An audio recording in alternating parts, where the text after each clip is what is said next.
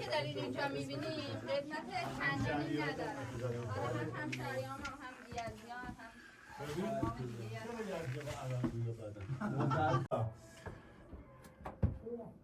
آهنگو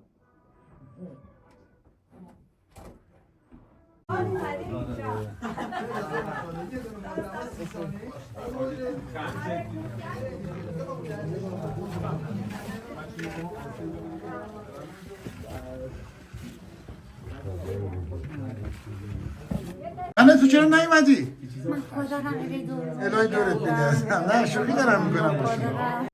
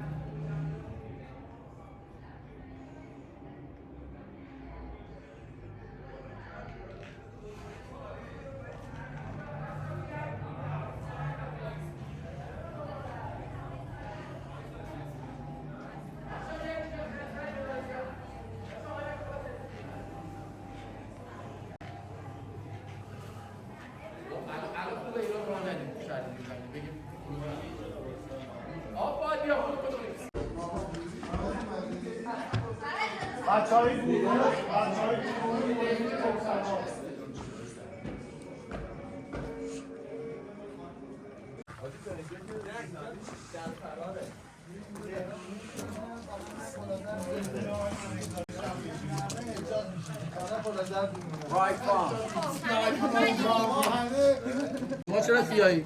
بریم.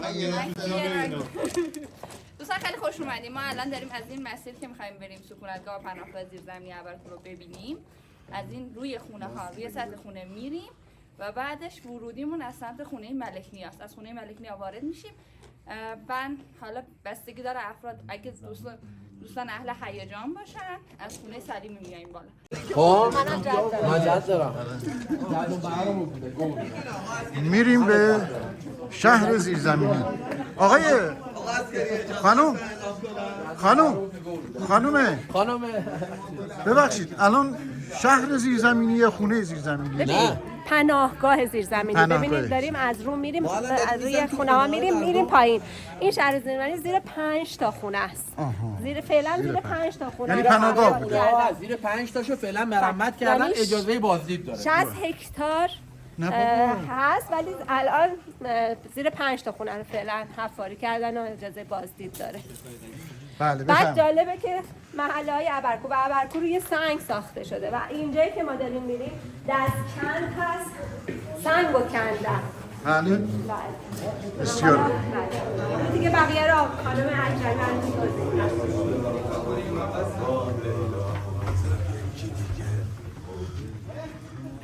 ما الان وارد یه خونه دیگه شدیم. وارد یه خونه دیگه شد.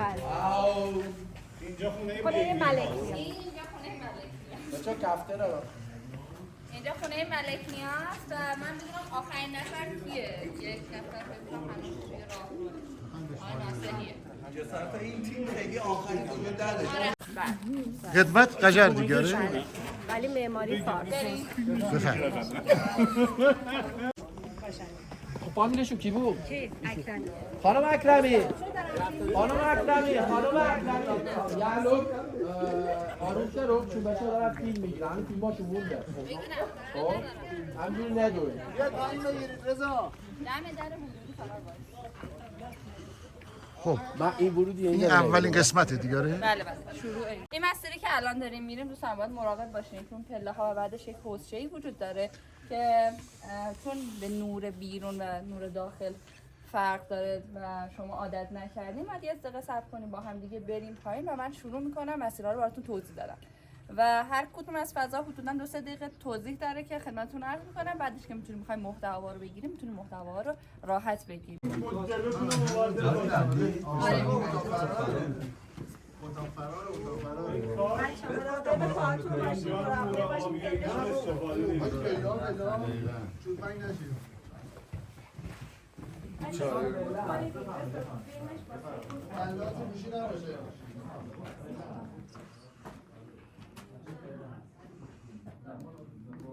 ایستگاه و پناهگاه زیرزمینی ابرکوه. سال 99 وقتی که داشتن خونه سلیمی، همون خونه‌ای که ورودی اومدین عکس هم گرفتین، اونجا رو داشتن مرمت می‌کردن، حیاط خونه رو دیدن که یه گودال باغچه وجود داشت. در کنار گودال باغچه یک قسمتی از حیاط که سقف اینجا می‌شده ریخته بوده.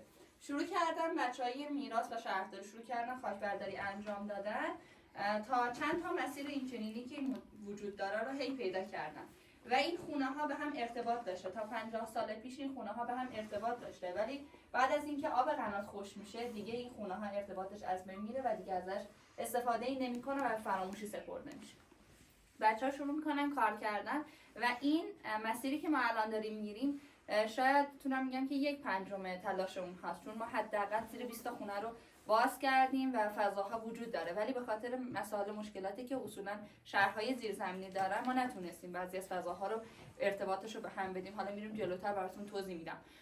و الان در حال حاضر شما میتونیم 5 تا خونه رو ببینید. زیر 5 تا خونه رد میشیم و بازدید میکنیم و 2 ساله که اصلا حوزه گردشگری زیرزمین راه افتاده و ما در خدمت مردم هستیم و تونستیم هم حداقل 10,000 نفر بازدید کننده رو تو همین 2 سال داشته باشیم که عدد قابل توجهی هم هست. بارش بارندگی خیلی زیاد که باعث میشه خونه روی سرشون خراب بشه، یا وقتی که طوفان شنی می اومده برای فرار از اون حالا بلایای طبیعی می اومدن زیر زمین پناه می‌بردن. حالا مگه چه ویژگی داشته که می اومدن زیر زمین که زیر زمین اینقدر مطمئن بودن؟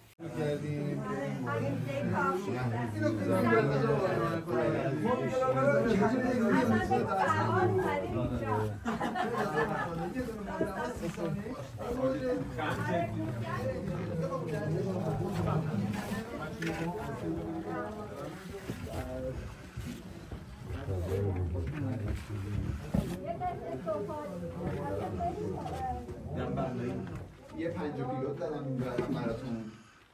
4 رو به کبیر، 3 رو به شازده. 2 سندا که آماده میشه. 2 هم رو به چخماق رفتیم. از آماده 100 کیلومتر از چخماق دوری مستقیم که تونل بزنیم. ببین این نما رو داره، نما ابدی رو به چخماق. بعد زوم کنیم. من کلاس شوخی می‌کنم. بچه‌ها سریع‌تر.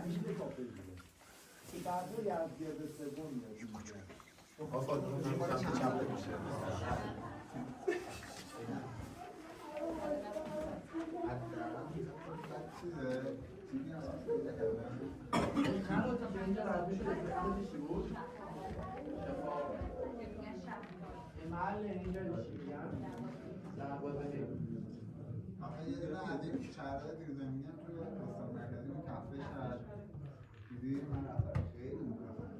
اول کدومی خیلی را باز نکردن. نه تو کفه شهر الان کفشی که بازه یه دونه داره اصلا، چون هزینه خالی کردنشون خیلی زیاده.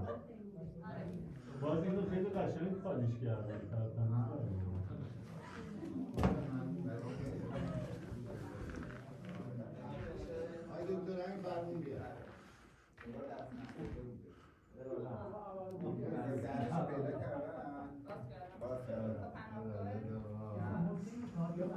کافه شهره یعنی کاملا جایی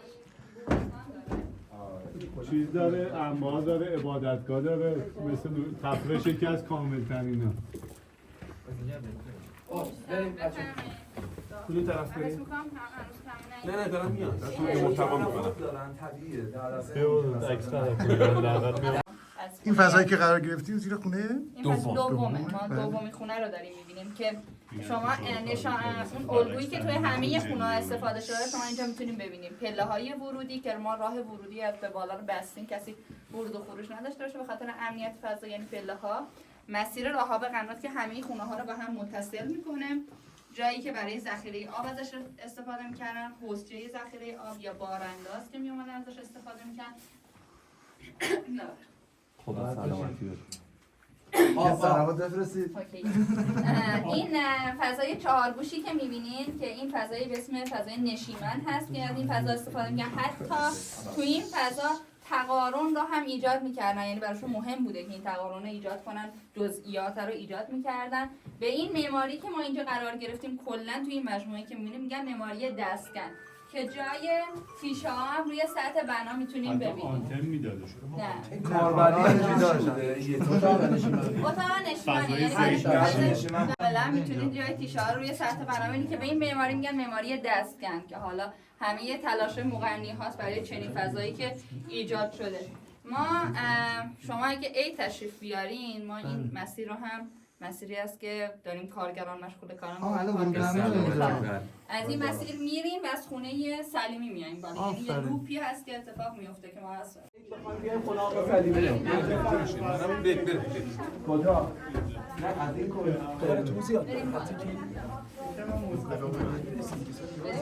اینجا خیلی زیباست. داره این چیزایی رکورد میکنه که نه؟ خوش آمدید. خوش آمدید. خوش آمدید. خوش آمدید. خوش آمدید. خوش آمدید. سنگ زیر آسیابه فکر کنم. درست میگم سنگ زیر آسیابه.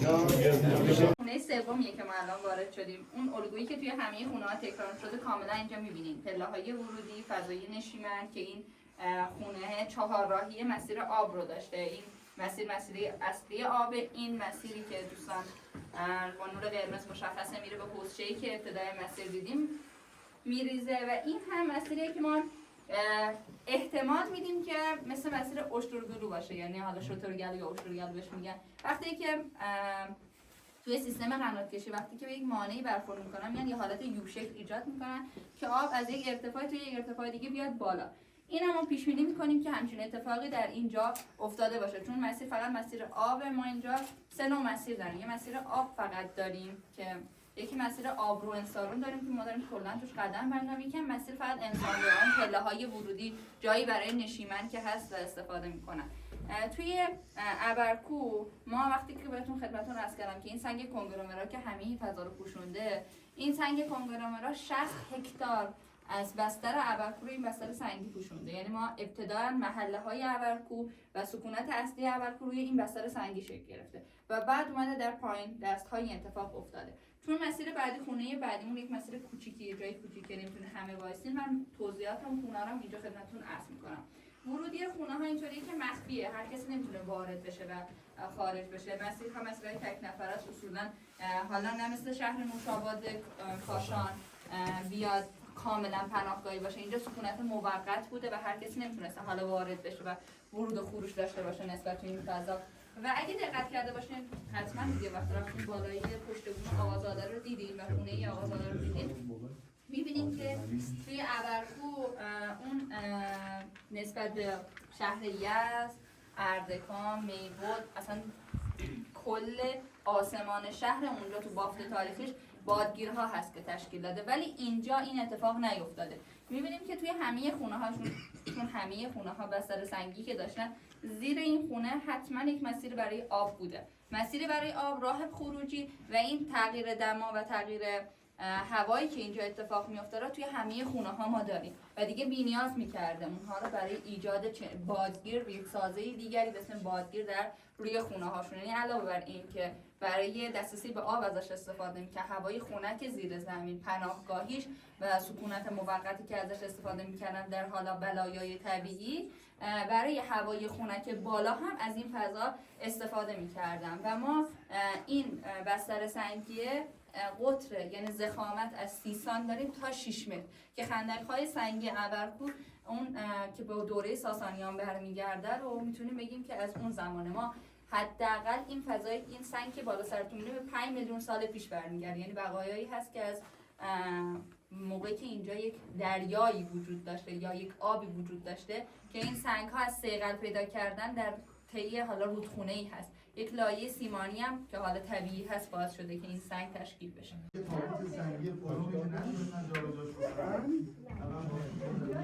الان که اینجا شان نوش میدن اشتباه رفت مسیر اینا که بلد نبودن مسیر درست اومدن اشتباه رفت. نمیبرمشون بدم. اجازه یه منفی برای اشتباه رفتن. ایشونو همه هستین بچه‌ها؟ بله بله. اینجا جایی است که گروه خونیتون مشخص میشه و به دسته های کوچکتر تقسیم این خونه‌ای که داریم میریم فقط چون فضای کوچیکی داره پله‌های ورودی اگه نور روز تشریف می‌آوردید کاملا ببینید مثلا زیر یکی از اتاقات کاملا مخفیه، یک فضای نشیمن، یک فضای برای نگهداری غذاشون میریم اون و حوضچه‌ش هم می‌بینید و نگاه کنیم بسته به حالا وضعیت اقتصادی اجتماعی که فرد داشته اینجا فضای زیرزمینش رو ایجاد می‌کرده، ولی حالا مثل خونه ملک میانه به این اندازه بزرگ نه خونه قبلی اسفندیار خان انقدر جزئیاتش دقت کنه، ولی خب این فضا رو ایجاد می‌کرده. همینطوری که می‌بینید خونه پایینی اگه کوچیک‌تر باشه خونه بالا هم همینطوری، یعنی زیر زمینش کوچیک‌تر باشه بالا خونش کوچیک‌تر نقلی‌تر بدون جزئیات. و خونه ملک میانه که دیگه دیدین به نمونه موردی و می‌بینین که زیر زمینش که مجلله خونه بالا هم همین اتفاق افتاده، یعنی همون ارتباطی، یعنی هر چی که میتونستن خاک بیشتری ببرن بالا میتونن جزئیات بیشتری رو اونجا ایجاد کنن روی چه خاکش بیشتر زیر زمین جلوتر.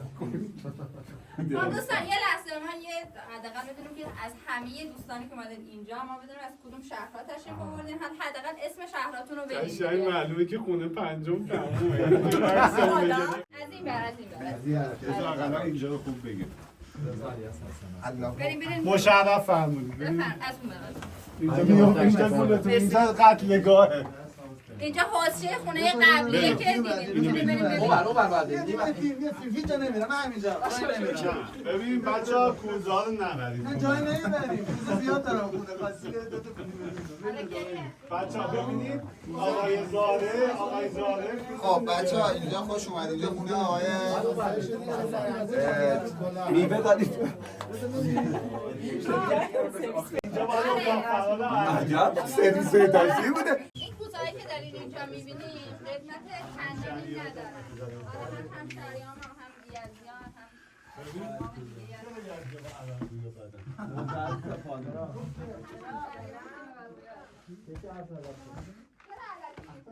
تنگه اینجا.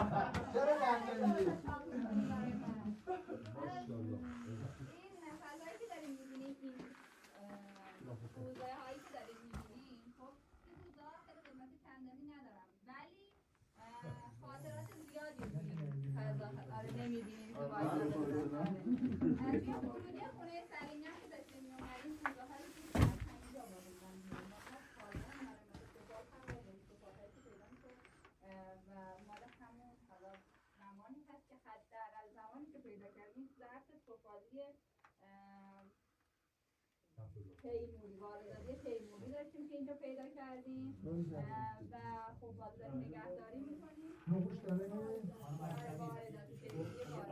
و اینجا پله میخوره میره بالا.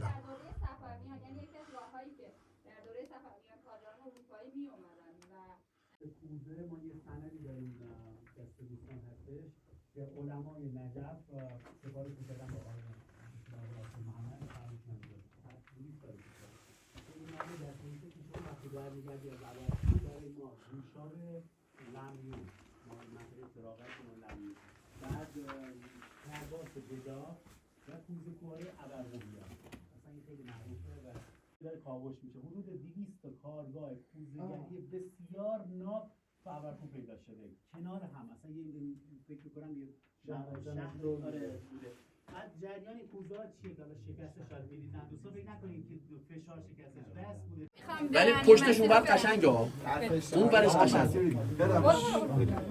نمیره اینا. الان کور منم میام پشت. بچه‌ها اون ورش قشنگه برید. فقط پر خاک میشه. لباسامون پر خاک میشه. آره نه برید وای نسید. اگه میخوایم بریم اگه میخواید برید تایم نداره. روی سریتون رو بذارید پشت سریتون که پاتون داره روش. فقط پر خاک میشه بالا. آره هر کسی که اینجا هیجان بالا بعد دست بال بدید. هیجانش چیه؟ من جا نمیشم همینه. آها از این بله میتونیم بریم. همین یوازی بگو. همین یوازی بگو. بله متواره شما در بیاریم کتو در میارم چرا نرفته؟ چطور شد؟ یک انصراف داد با آجر بزن چرا چرا نرفته؟ جا به جا بشین وایسی نمیرم. یکی بیا چرا نمیرید خانم فجری؟ کردی آقا خانم سجادی بقیه که نمیانو میبرینشون خب فقط صبر کنی همه بیان بالا خانم سجادی من خانم فجادی بیا. این قشنگه اون بر باغ شده داره حیات گلوگ بوده اونا ما از اون وریم. خانم سجادی مال منم ببر بالا. ما از اون وریم. نامه بنویسید آقا نامه بدید. خب یکی از خروجی‌ها این بره خانم درسته؟ خب ما به هر حال باید یه گروه از این برام فیلمبرداری کنه دیگه. بریم. آقا چند کیلومتر؟ شما خداحافظی کردی؟ آره. خدا زد رفت. من دیگه شما رو نمی‌بینم. این خیلی رو شکر بود. بابا اینجا همچین راحت نیست.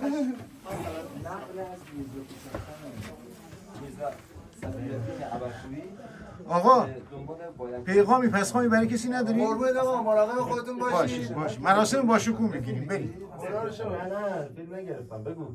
نه برو. باشین نامرنگی ها نبود. چقدر ضایع میکنه. آقا ببین مسیر زیاد نیست ولی به شدت تنگ و کوتاه. یعنی یکم قدت بلند باشه مشکل پیدا.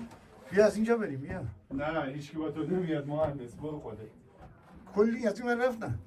بیا بابا ببین بابا تو نه. جوونی ها دستفارا چیه؟ جامون نمیشه. بیا آهنگو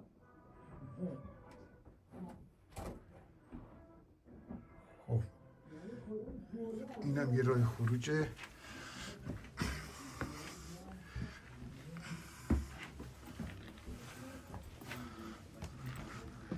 آخه نجات پیدا کردیم.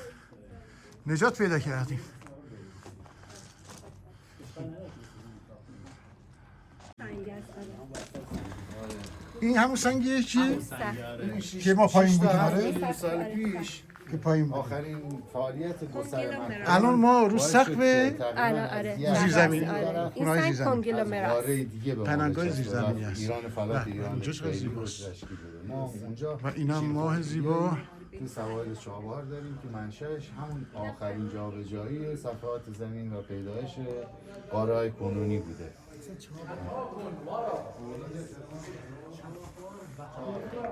بچه ها اومدن؟ همچه طولانی هم نبود که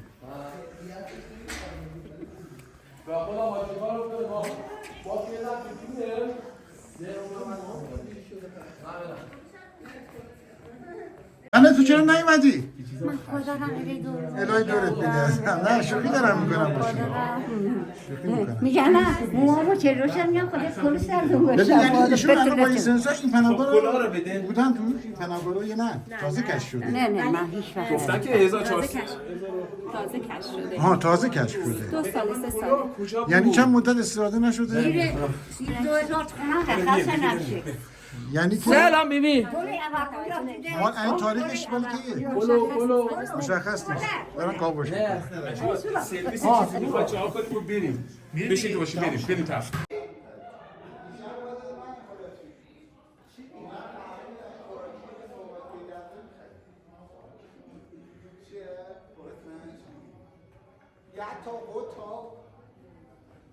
این یکی از مینار جنبان‌هاییه که باد از توش برای کولر میاد و زیرزمین شهر